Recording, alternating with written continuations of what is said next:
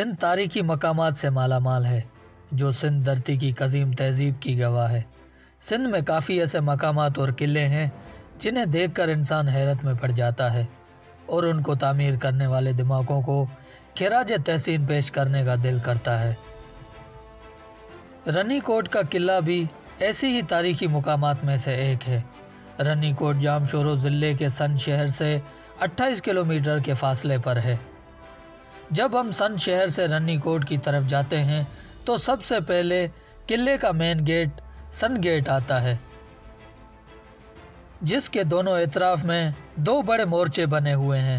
سن get سے اندر جاتے ہوئے راستے میں چوکیداروں کے لیے 2 بڑی کوٹھیاں بنی ہوئی ہیں۔ سن گیٹ کے جنوب سے رنی کوٹ کی دیوار پہاڑ پر چڑھتی جا رہی ہے۔ اس دیوار میں 4 گول برج ہیں جن کو مورچہ بھی کہا جاتا ہے۔ سن گیٹ سے تھوڑا آگے ایک گنبد کی شکل کا کمرہ بھی بنا ہوا ہے جس کو بارود خانہ کہا جاتا ہے۔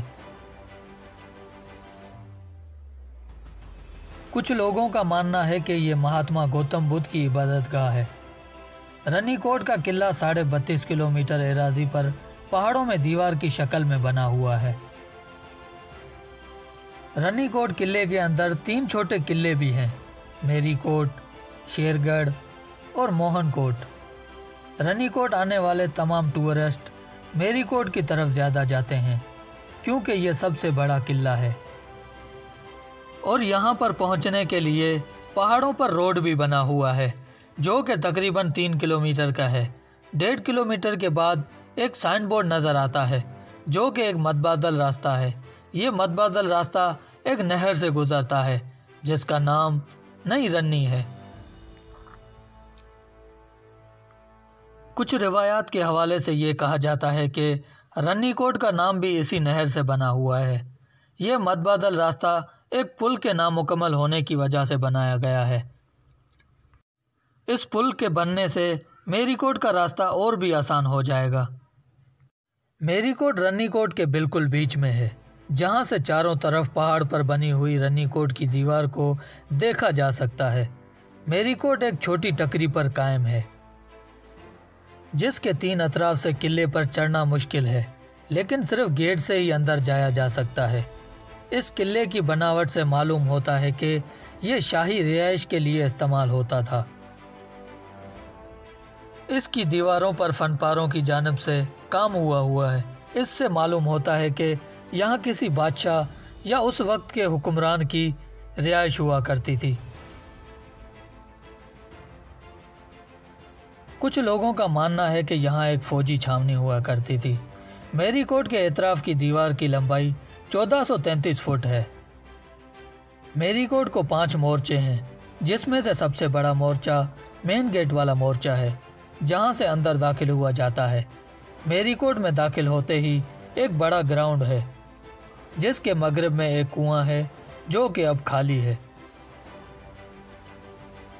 کہا جاتا ہے کہ یہ کنواں اس وقت پینے کے پانی کے لیے بنایا گیا تھا۔ میری کوٹ میں اوپر جانے کے لیے سیڑھیاں بھی موجود ہیں اور پیدل چلنے والوں کے لیے راستہ بھی بنایا گیا ہے جو کہ کافی لمبا چوڑا بنایا گیا ہے۔ میری کوٹ کی دیواریں مضبوط پتھروں سے بنائی گئی ہیں اور ان دیواروں میں سوراخ بھی بنائے گئے ہیں جو کہ اس زمانے میں تیر اندازی اور دشمن پر نگاہ رکھنے کے لیے بنائے گئے تھے، جس سے یہ بھی لگتا ہے کہ میری کوٹ دفاع کے لیے بنایا گیا تھا۔ میری کوٹ کے چاروں مورچوں سے اگر نیچے دیکھا جائے تو حسین وادیاں نظر آتی ہیں جس کے چھوٹے حصے میں اب کھیتی باڑی بھی کی جاتی ہے۔ اس قلعے کی پرانی تعمیر کے علاوہ اس میں 2 کمروں کا گیسٹ ہاؤس بھی موجود ہے جو کہ رنی کوٹ گھومنے آنے والے باہر کے ٹورسٹ کے لیے بنایا گیا ہے۔ یہ واحد جگہ ہے جہاں ٹورسٹ رات کو بھی اسٹے کر سکتے ہیں۔ اس قلعے سے ہر طرف رنی کوٹ کی دیوار کو دیکھا جا سکتا ہے اور بہت اوپر بنائے گئے ہوئے شیر گڑھ کے قلعے کو بھی دیکھا جا سکتا ہے۔ شیر گڑھ قلعے پر پہنچنے کا راستہ بہت ہی مشکل ہے۔ یہ 1800 فٹ اوپر پہاڑ پہ بنایا گیا ہے۔ یہ قلعہ مکمل طور پر فوجی نوعیت پر بنایا گیا ہے۔ یہ قلعہ سمندر کی سطح سے 1480 فٹ اوپر ہے۔ इस किले से रनी कोट के अंदर पूरी वादी पर नजर दौड़ाई जा सकती है। मेरीकोट से शेरगढ़ का रास्ता तकरीबन 3 घंटे का है और ये पूरा रास्ता पहाड़ों पर है। पहाड़ों पर चढ़कर इस पर पहुंचा जा सकता है। रनी नहर जो कि रनी कोट के अंदर से बहती है, इसमें पूरा साल पानी आता है। इस नहर का पानी शफाफ और मीठा है। इस नहर का पानी मोहन गेट के पास पहाड़ से निकलता है।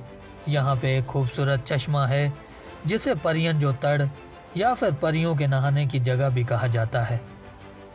मकामी लोगों का मानना है कि आज भी परियां इस तालाब में नहाने आती हैं। इस जगह पे चश्मे का पानी आबशार की सूरत में बहता है और 3 छोटे खूबसूरत आबशार देखे भी जा सकते हैं। इस चश्मे तक पहुंचने का रास्ता नहीं है क्योंकि पूरा रास्ता पहाड़ों से भरा हुआ है। अगर वहां तक पहुंचना है तो मोटरसाइकिल या पैदल ही वहां तक पहुंचा जा सकता है।